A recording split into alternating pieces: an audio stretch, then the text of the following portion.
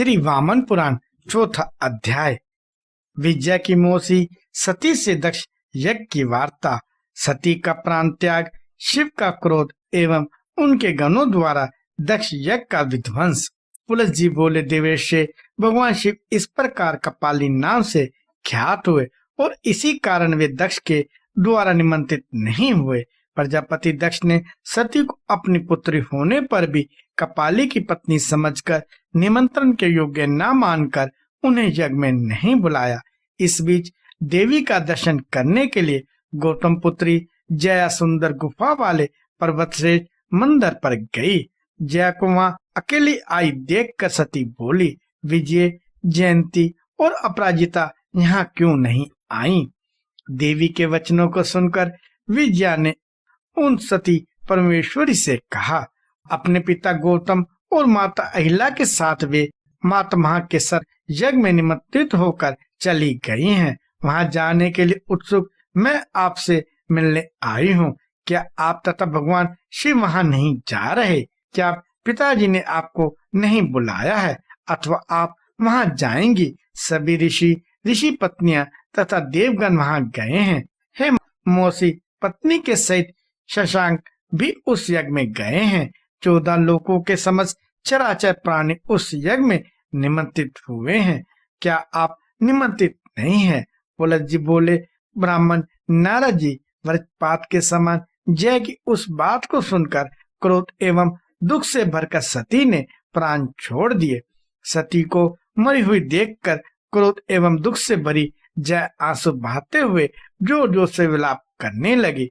रोने की करुण ध्वनि सुनकर शूलपाणी भगवान शिव, अरे क्या हुआ ऐसा कहकर उसके पास गए।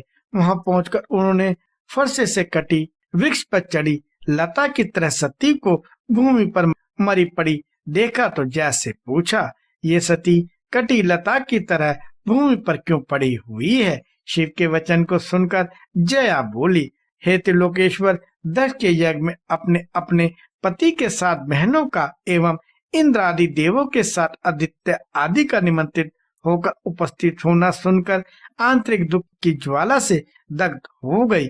इससे मेरी माता की बहन सती के प्राण निकल गए। पुलस जी ने कहा, जय के इस भयंकर अमंगल वचन को सुनकर शिव जी अत्यंत क्रुद्ध हो गए। उनके शरीर से सहसा अग्नि की तेज ज्वालाएं निकलने लगी।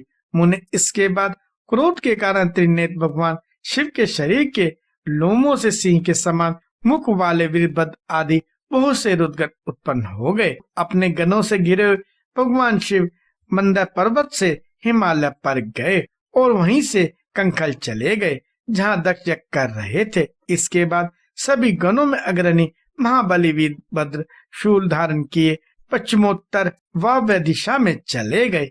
महामुने क्रोध से गदा लेकर जया पूर्व दक्षिण दिशा अग्निकोण में खड़ी हो गई और मध्य में क्रोध से भरे त्रिशूल लिए शंकर खड़े हो गए। सिंहवदन वीरभद्र को देखकर इंद्र आदि देवता, ऋषि, यक्ष एवं गंधर्व लोग सोचने लगे कि यह क्या है। तदंतर द्वारपाल धर्म धनुष एवं सर्प के समान बाणों को लेकर वीरभद्र की ओर दौड़े। सहसा धर्म को आता हुआ देखकर गणेश्वर एक हाथ में अग्नि के सदृश त्रिशूल, दूसरे हाथ में धनुष, तीसरे हाथ में बाण और चौथे हाथ में गदा लेकर उनकी ओर दौड़ पड़े। इसके बाद धर्मराज ने चतुर्भुज गणेश्वर को देखा और नाना प्रकार के अस्त्रों से सज्जित हो तथा 8 भुजाओं को धारण कर उनका सामना किया और गणों के स्वामी वीरभद्र पर प्रहार करने की इच्छा से वे अपने हाथों में ढाल, तलवार, गदा, भाला, फरसा, अंकुश, धनुष एवं बाण लेकर खड़े हो गए।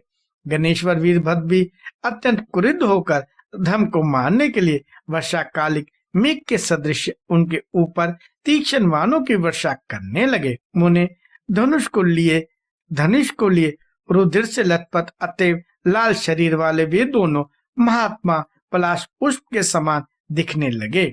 मुनिराज इसके बाद से शास्त्रों के कारण वीरभद्र से पराजित होकर धर्मराज खिन्न होकर पीछे हट गए। इधर वीरभद्र यज्ञशाला में घुस गए। मुने गणेश्वर वीरभद्र को यज्ञ मंडप में घुसते देख सहसा सभी देवता अस्त्र लेकर उठ खड़े हुए। महाभाग आठों वसु, अत्यंत दारुण नवग्रह, इंद्र आदि दिक्पाल, द्वादश आदित्य, एकादश रुद्र, विश्वदेव, साध्यगण, सिद्ध, गंधर्व, पन्नाग, यक्ष, किंपुरुष, महाबाहु, मिहिंगम, चक्रधर, वैवस्वत वंशीय प्रसिद्ध राजा धर्मकीर्ति, चंद्रवंशीय महाबाहु, उग्र महाबलशाली राजा भोजकीर्ति, दैत्य दानव तथा वहां आए हुए अन्य सभी लोग आयुध लेकर रुद्र वीरभद्र की ओर दौड़ पड़े। धनुष बाण धारण किए गुणों ने उन देवताओं के आते ही उन पर वेग पूर्वक शस्त्रों द्वारा आक्रमण कर दिया। इधर देवताओं ने भी वीरभद्र के ऊपर अतुलनीय बाणों की वर्षा की। गणनायक वीरभद्र ने देवताओं के अस्त्रों को छिन्न भिन्न कर डाला। महात्मा वीरभद्र द्वारा विविध बाणों और अस्त्रों से आहत होकर देवता आदि रणभूमि से भाग चले। तब गणपति वीरभद्र सुविस्तृत यज्ञ के मध्य में प्रविष्ट हुए, जहाँ मुनिगण यज्ञ कुंड में हवि की आहुति दे रहे थे।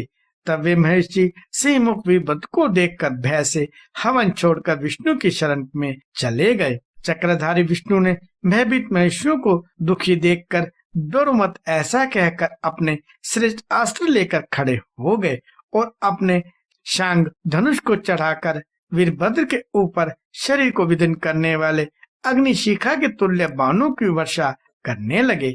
पर श्री हरि के वे अमोघ सफल बाण वीरभद्र के शरीर पर पहुंचकर भी पृथ्वी पर ऐसे यूं ही व्यर्थ होकर गिर पड़े, जैसे ही याचक नास्तिक के पास से विफल निराश होकर लौट जाते हैं। अपने अव्यर्थ बाणों को व्यर्थ होता देख भगवान विष्णु पुनः वीरभद्र को दिव्य अस्त्रों से ढक देने के लिए तैयार हो गए।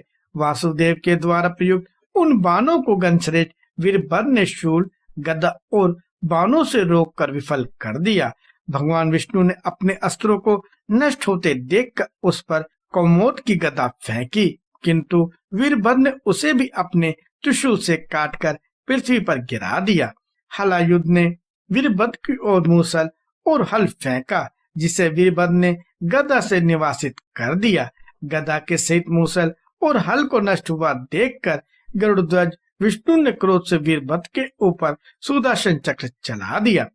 गणेश्वर वीरभद्र ने सैकड़ों सूर्य के सदृश सुदर्शन चक्र को अपनी ओर आते देखा तो शूल को छोड़कर चक्र को वह ऐसे निगल गए जैसे मीन शरीरधारी विष्णु मधु कैटव को निगल गए थे। वीरभद्र द्वारा चक्र के निगल लिए जाने पर विष्णु के सुंदर काले नेत्र क्रोध से लाल हो गए। वे उसके निकट पहुंच गए और उसे वेग से उठा लिया और पृथ्वी पर पटककर उसे पीसने लगे।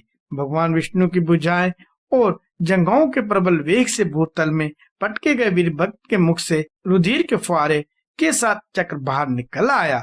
चक्र को मुख से निकला देखकर भगवान विष्णु ने उसे ले लिया और वीरभद्र को छोड़ दिया।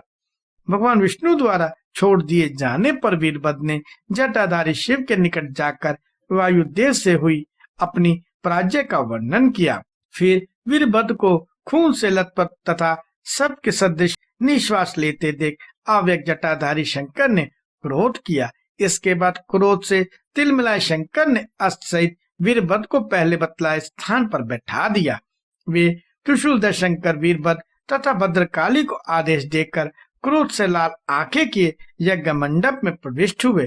त्रिपुर नामक राक्षस को मारने वाले उन त्रिशूल पानी त्रिपुर देवश्रेष्ठ जटाधारी दक्ष यज्ञ में प्रवेश करते ही ऋषियों में भारी भय उत्पन्न हो गया। इस प्रकार श्री वामन पुराण में चौथा अध्याय समाप्त हुआ।